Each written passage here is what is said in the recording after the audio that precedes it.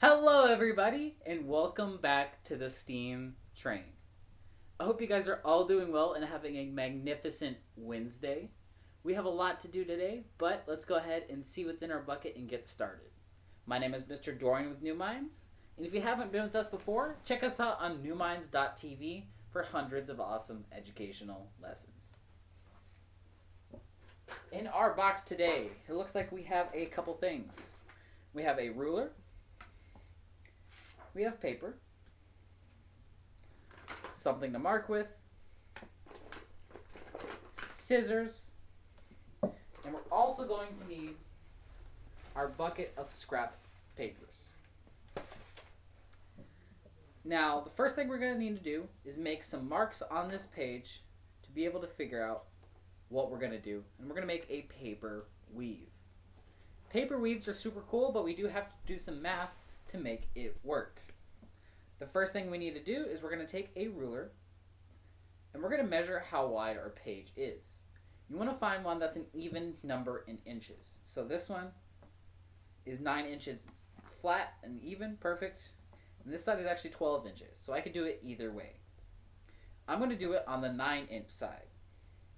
I'm just going to mark 1 inch from the edge of the page on each side. Don't worry about these marks because you won't see them. You're going to do the work on the front side, but they can be small.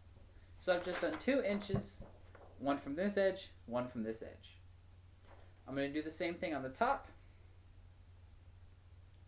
1 inch and 1 inch. And the same thing from the sides. I'm going to go off 1 inch and off 1 inch. Now all I'm going to do is I'm going to connect these lines and it's going to make a box, almost like a picture frame. Whenever you make this box, it should be 1 inch at all points across. So I'm going to go ahead and use my ruler, make it straight across. If you don't have a ruler, you can just kind of eyeball it and use something straight like a Hot Wheels track, a book, anything like that. So I'm going to go ahead and mark my inches from the edge. And if I do it right, I should have a perfectly straight box.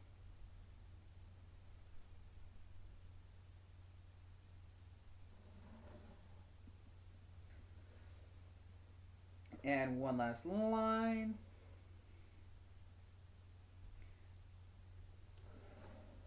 And here we are. We have a box that is just 1 inch away from each edge. There's a lot of different ways to do that, but I found that this is my favorite and quickest way that we can accomplish this. So the next thing we're going to do is on the side you want, or the smaller side, so mine is the bottom, I'm going to mark inches in between every mark down here. You can freehand this. I'm just doing inches because I want it to look even, but just make marks and then the same marks on the top. So I'm going to do all of mine in inch increments. So I'm just going to mark every inch inside the box. Bam, bam, bam, bam, bam, bam. And I'm going to do the same lines on the top. So, bam, bam, bam, bam, bam, bam. And remember, these don't have to be pretty because this is the back side. We're not going to see this side. Now what I'm going to do is I'm going to go ahead and connect all of these lines. And we'll actually be almost ready to start. This project does have a little bit of setup, but it is completely worth it. You get to make something super awesome that is reusable, and you can make all sorts of art with it. Make another line. There we go. And just make every line to the edges of the box. It doesn't need to be longer than that. Now what this is going to do is it's going to use a little force called friction to make artwork. When you weave things in and out of each other, there's going to be forces pulling on each other. The rougher the surfaces, the more friction they're going to have. So this friction is actually going to push them together because they are pushing against each other. If you push down on something, you have more friction than if you slide across it lightly. But if you push your hand down and try and slide it, it's going to be harder to move. So this friction is actually going to keep our papers in place while we make a weaved artwork. And this is how fabric is stuck together. This is how crochet and cross stitch are stuck together. All those different things are awesome, and they're going to use a similar technique. So now that we have our lines in our page, we're actually going to cut across every line in the middle and the 2 edge lines. We're not going to cut any lines going side to side, and we're not going to cut the edges of the frame. So these lines are just guides for you to cut. You just want to make sure you don't cut the edge, so I'm actually going to fold my paper in half for now, just to start. And I'm going to make a mark on each line. Now the reason you can freehand this is because you just need to have lines that don't go off the edges of the page. I just did it this way so it'll look nice and even. And if you want to make specific types of art, a really even grid will help you a lot. Don't be afraid to ask for parents' help, especially because this is a little bit more tricky of a project. But once you have some starting cuts on all of your lines, go ahead and cut the lines and stop at these edges. If you're just freehanding it, just make sure you don't cut all the way off the page, you stop with a little bit of a border. You're only doing up and down straight lines. You'll see why in just a minute. So I'm going to go ahead and cut all of my lines nice and straight and cut them all the way through the page. And do the same thing on the other side. So then I will have my edge piece, and I should have these parts, and all of these will be individual flaps. So just keep going, take your time, cut all of them. I did the folding trick so I can cut in the middle of the page without having to come from the edge. That's a trick we've used before on the Steam Train, but if you've missed how to do it, check out any of our episodes on newminds.tv. And in our Steam Trains episodes, we use this a lot before. I'm going to go ahead and keep cutting these lines, take my time, make them look really awesome.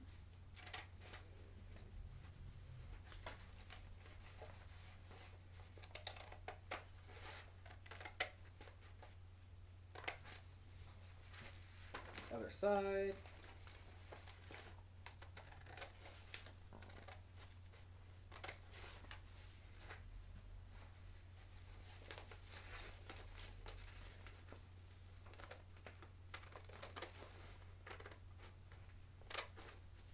And keep cutting until you have a big sheet full of these lines. It's going to take a little bit, and this is the longest part of the project, but when you do it, it should look pretty nice. Now I did this with white paper because this is going to be our background for our drawing.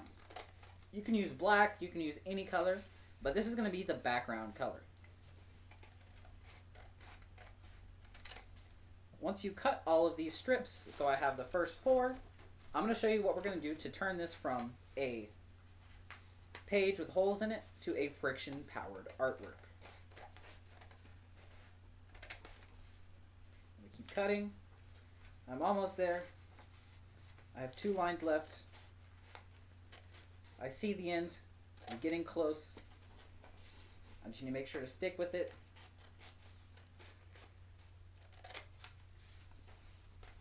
Even if it's not perfect, a project that is done is one that is better than one that is perfectly unfinished.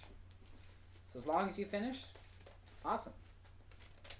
Even if you do it super perfectly but you never finish it, that defeats the point. The goal is to finish your work and make it complete. That being said, mine is now complete, and I have all of these individual loose pages. None of them fall apart because I've left a border around my page. So the next thing we're going to do is we're going to use our scrap paper, and we're going to turn this from a sheet into a weave. How it works is all you need is a thin strip. This is from this morning's episode, and all you need to do is weave it in and out of the page to start making colors on your page. The more times you weave it in and out, the stronger it's going to be because it's going to have more friction. The more pages you add in, the stronger this will get.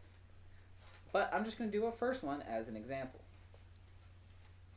So when you weave it in and out, you have colors that appear and disappear like a piece of fabric.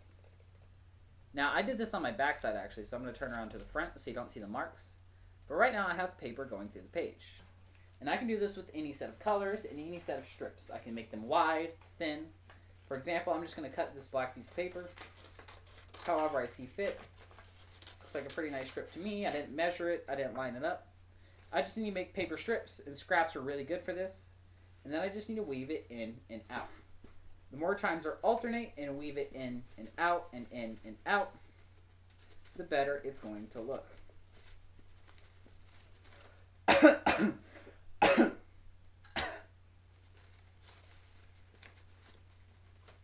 Now that I'm weaving it in and out, the blue paper is actually going to get stuck in like glue because there's going to be more friction acting on my page.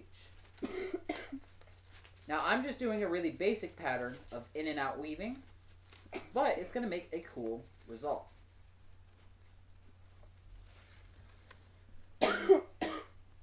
Now that I have my in and out weave, I can continue this pattern all the way down the page and make it unique. Or an extra challenge is you can skip some holes and try and make it look like something. Maybe you make a heart or a penguin or a Christmas tree. Whatever you want to make, try your best. It's going to take a lot of practice. This is probably a new art form for a lot of you guys. And see what you can make with weaving and fabric. I'm going to add a couple more strips and then I'm going to call this done for now. But I want to see what you guys come up with. So feel free, if you're watching this on Facebook, post down below. If you're watching this on YouTube, just click the comments down below and tell us what you made. I'm going to do something different with this. So I'm going to weave and skip a couple. So I'm going to go over 2, under 2. Over 2, and then under the last 2. And now I have some interesting breaks in my pattern. So this is a cool art form, and I can't wait to see you guys practice and get better at it. I'm not going to fill up the whole page because that can take a really long time, but I've given you a good jumping off point and a starting point to see what you can make. This has been another Real Inspired Learning with New Minds. Don't forget to keep practicing your passions until they become your talents. Maybe it's weaving and making fabric. Thank you guys for watching, and have a wonderful rest of your